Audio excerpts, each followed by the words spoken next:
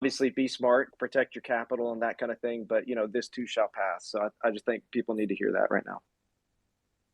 Chris, Frank, Ninja. Yeah. By the way, Kim, just quickly, Kim, I've sent you a co-host invite. If you accept it, then because the Roundtable account is not a co-host anymore, they dropped out. So this way, if you accept a co-host, it will give us one more spot. Hold on, is that the real Elon Musk that requesting to speak? No. Is that the real Elon Musk, guys? I'll check. Give me a sec. Let me accept him as a speaker. I hope I'm not getting fucked here. Well, we can always remember. You gotta be careful, bro. Can you see him, guys? That's him, baby. That's him. Elon? My curiosity is, what did they do with the tether? Why did they change it to die? Is this just me talking, or is this a dialogue? It's well, it's a pleasure to have you. If you've got anything to add, please do so. We're just looking into the FTX situation now. But Chris, I think Chris, you were speaking. Go ahead, man. I just would really like to know why they flipped all that tether to die, though, and what's up with all these shitcoins being flipped on the dexes, and when we're going to just let Doge save all of us. I'm just not really sure what's happening right now. Doge to the moon. No fucking way. No way. No way. Oh my god. Where the fuck are you, man? I hear a lot of background noise from you. I mean, I think so. So, I mean, don't bet the farm on Doge, but, I'm working hard on the Doge front. Holy shit. What's your take Frank, right now? Are you serious right now, Frank?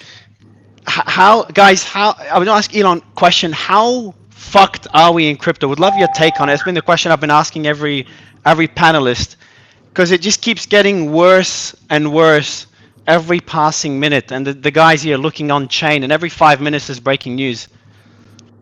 Well, I'm not the expert on crypto, but I think there probably is a future for Bitcoin, Ethereum, and Doge.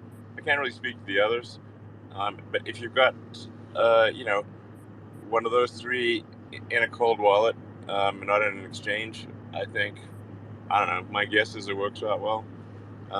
Maybe some of the others too, but I don't know about the others. Yeah, I just got crypto.com on stage. There's a lot of concerns now around exchanges and their liquidity. Like, if FTX, the second biggest exchange, got screwed, I want to get more insight from other exchanges and how screwed they are, whether they mess around with user funds. So crypto.com, since you accepted to come on stage, how bad is this? I can't say anything. I just wanted to be on a live with Elon Musk. Bro, we're hoping now Elon, look, I've been trying to get information from every exchange for the last 3 days. We had one person come on stage yesterday who was a senior person at a top exchange, and then the tweet about them went viral. They came on stage. While on stage, just for everyone listening, while on stage, they were getting threatened to stop speaking. The poor lady who's been in the space for many years. And now that Elon's here, exchanges want to come up, and suddenly they want to be clear on the situation. So it's just a bummer about the lack of transparency right now. So I've got Crypto.com cloud farming Elon Musk right now? I don't know, bro. Actually, any details you could share about the potential SBF Twitter partnership, how that went down, was anything misreported, so on? What was that like? Well, there really wasn't any SBF Twitter partnership.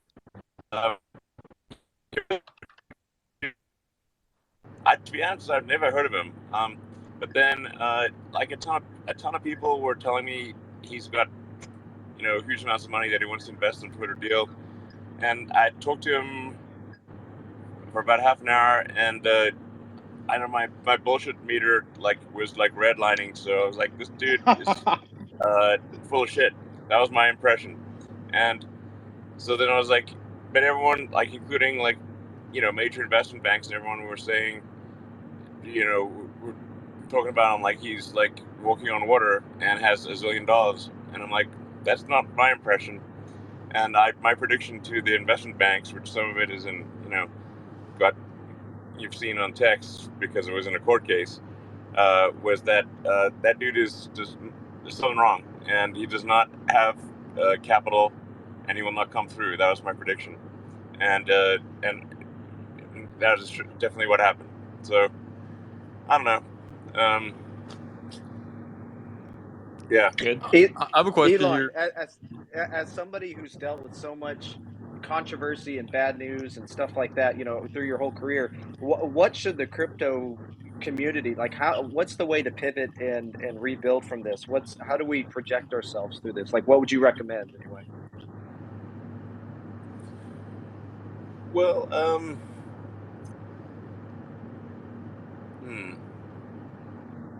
Would you agree that people should? I do Would think you crypto agree, has a. Elon, that people should get out of exchanges and be in charge of their own crypto? Because we've had so many cases Yes. now where people are losing their stuff because of dishonest people. Yeah, I mean, as the saying goes, not your wallet, not your, not your keys, not your wallet.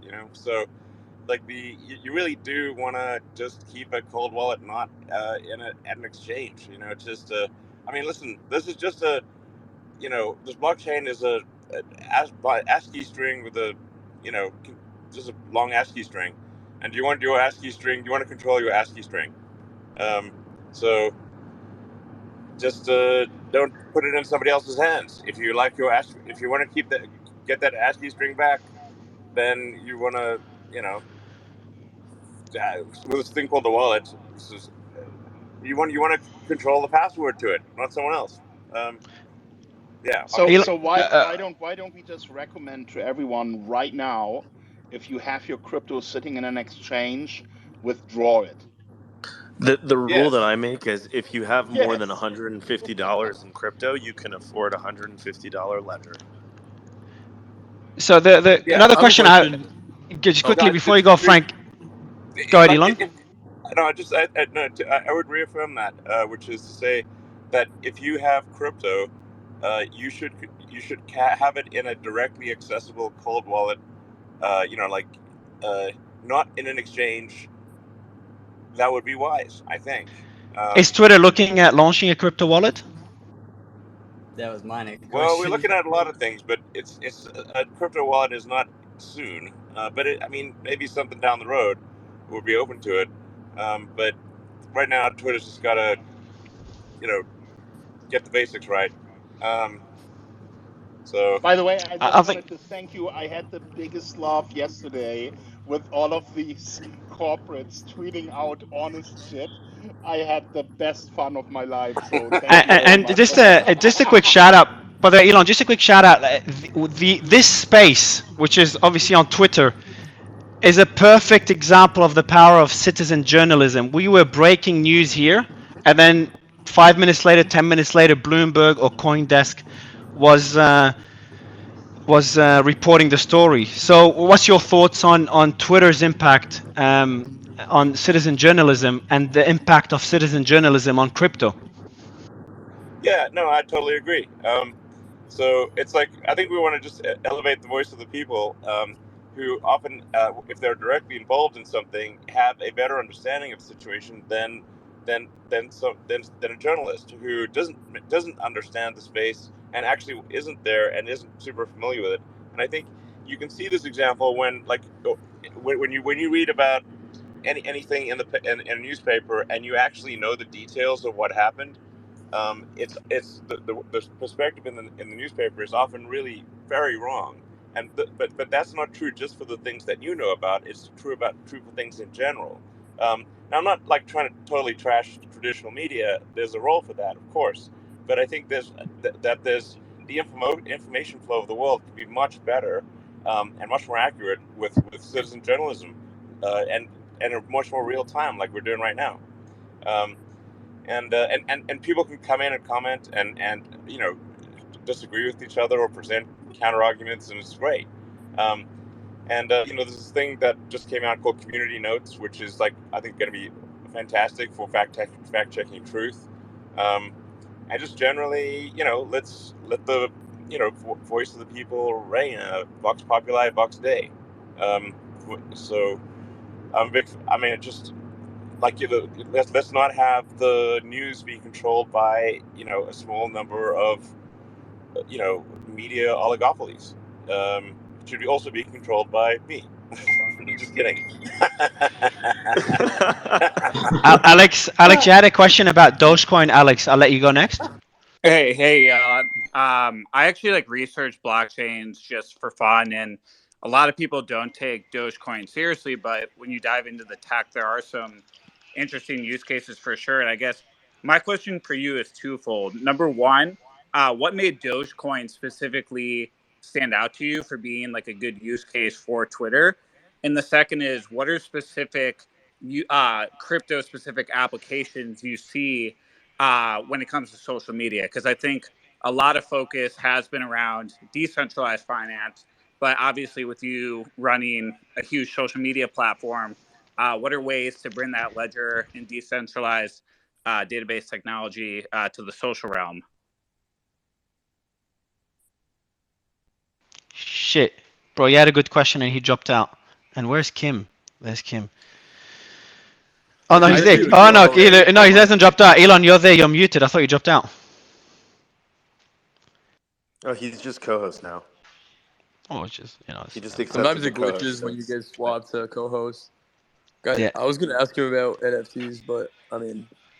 Yeah, let's ask him an NFT question, because definitely someone want to know what he wants to do there, Mr. Elon. Elon, we wanted to show you a bug in Twitter, so just kidding.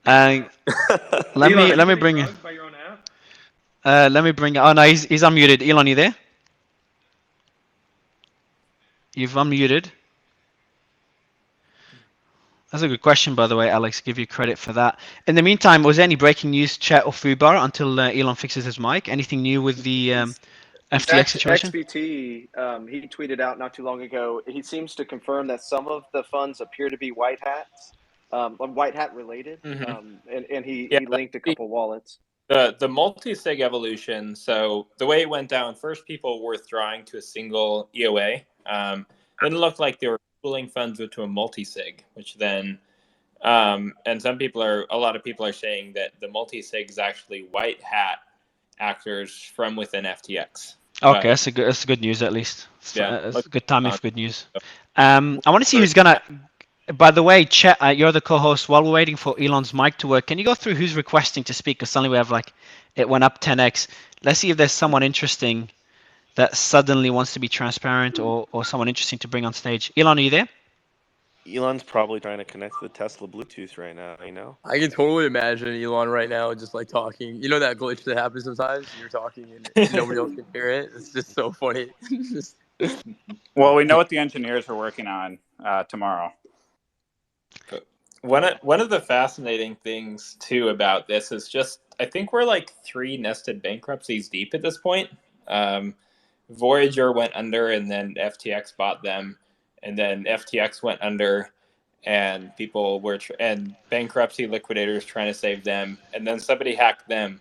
So the blockchain just moves, I think, 5 times faster than traditional legal structures. How that interplays. So I was with SBF about 3 weeks ago, and on stage he was just talking. It was a small dinner of 60 people, and on stage he was just kind of talking about, in a really kind of egotistic way, about all the acquisitions that he was making. Of course, BlockFi being one of them, and it was kind of it was a little awkward. It was kind of oh yeah, we want to buy everything, and it did feel a little bit weird. And one thing that he stressed on the stage that, in hindsight, I'm now so confused / surprised by, is he stressed a couple of times how there was a true wall of separation between FTX and Alameda, and it happened a couple times in this. Let's call it. It was basically like an LP dinner plus speakers, and it's just kind of crazy to see how that all unfolded, especially as he stressed it 3 times over the course of a 20-minute kind of keynote conversation. Yeah, in retrospect, the pieces do seem to fit together, but yeah, when somebody's going, the bluster is certainly a tactic. I have a question for you, Fubar. I know you're a big proponent of DeFi, as I am as well, and everything you were saying is right on point. How do you feel though that SBF is essentially moving to KYC all of our DeFi wallets? Debbie Stabnow and John Boozman have doubled down, saying that they're still going to push the FTX, Sam Bankman-Fried bill forward, and they're saying that because it's going to be a pretty it's going to happen after apparently the elections. What do you feel about that? Because it really looks much like Money of the Points, like they could actually push this thing through potentially, or in light of this. What do you think? I think there are a lot of people with good intentions out there. I do think that there's probably a significant element of red herring. There's no worse faith than knowing you gambled away billions of customer funds and testifying in front of Congress that the actual problem is websites need KYC instead of just basic stuff like transparent proof of reserves, verifiable finance. Certainly there are elements to move on all aspects of the space. And it feels like the vast majority of significant blowups come from centralized intermediaries, truly centralized custodial aspects that don't provide enough transparency. So it feels to me that, while certainly action on DeFi and clarity there would be helpful, the huge elephant in the room is how do you get transparent proof of reserves for custodial actors? And everything else follows on top of that. I think the danger here, though, is that politicians inevitably kind of see this as a problem with "quote unquote" the blockchain and "quote unquote" cryptography, when in reality it's quite the opposite. It is the central counterparty that creates this risk, the counterparty risk that when it's offshore and very intentionally so, you get into scenarios like this frequently. Mhm. And I think the problem that I see, at least moving forward, is people will constantly blame "quote unquote" crypto slash Web3 for the fault of what happened here, when realistically it just wasn't that. And I think it's just really important to reiterate that um, Yeah. the benefit of crypto is exactly to avoid situations like this, to avoid problematic fractional reserve systems, to avoid a lack of transparency, because everything's on chain, right? And we're watching things happen on chain, and we're saying to ourselves, oh, I wonder what this transaction is. The fact that that's even possible is so powerful. I mean, that's why we're all here and Yeah. excited about crypto. And I think, like, and up yeah. front, thanks. I also like I want to add, Fubar, I want to quickly add, like, also the fact that what all these centralized exchanges are doing is essentially what does happen in banking as well, right? Like, they're taking customers' assets and lending it out. But the problem is in crypto, because there is volatility, they are super susceptible to actually getting liquidated and, not being able to back those assets when people come for withdrawals. And I do think, like, instead of the onus falling on the consumers to KYC and all of that, I think it needs to be on the exchanges to actually increase their transparency, both to the customers and to the regulators, to actually show that their assets are backed one to one, that they have the reserves. Because otherwise, like, I feel like it's pretty disingenuous to blame the users and shift all the kind of hassle of KYC and getting rid of the whole idea of Web3 and decentralization for the users, when it's actually these like highly centralized entities that are constantly fucking over because of just like billionaire corporate greed, essentially. That's the beauty, I think, of NFTs. NFTs have brought self-custody to the masses. I think NFTs will probably onboard 100 million people to self-custody in a way that fungible tokens and centralized exchanges haven't yet. So while the initial application might appear a little juvenile, it's an incredibly powerful tool for really educating the world on what is the difference between self-custody and custodial intermediaries.